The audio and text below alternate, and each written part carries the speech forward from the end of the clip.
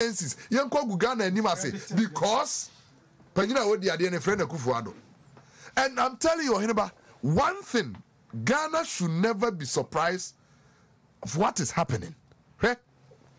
Say 2024 drew ho. Yeah, free ne.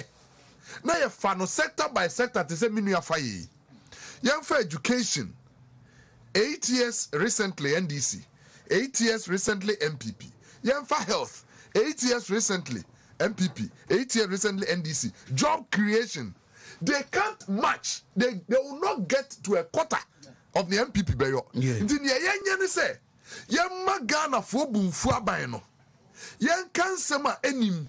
Yen hye nipa hu. Enti ne no. What why? Daylight robbery. Na obi te ka mu. Obi nipa bi eru di moto abegina nanim. Yen yistiam free nsem. No no hand niska over. Odi ama omomonye nko bibiansi. No ato ne kam na bagina nanim moto fo ni gina traffic mi gina nanim actually am light now so green actually am traffic light now so green no ma tu akọ no nso atu ne ka akọ ya aba stage so abe ya kan drama we na ya di aba Ghana nyina Ghana is dangerous daylight robbery we weja igba we hoso bi sie kaso ba na bisa say tifun be no mo acti say obi te ne ka mu Nipa mienu de moto abesi na nim. Show down little Tokyo. Adie pono ya discovery ne nsem. When we say Ewura Dampare nim na dwuma o ye ntino. He decided say ma mehwem. Ene ye kɔ bank no. Banka ne frɛ ya wie ode kɔ waduru hanti monyemra na ye hwɛ. Ye stage na amanfo nka se Ghana ehu. Ye nye sei. But ubehu say firi na anu amampanyini esi su dua se.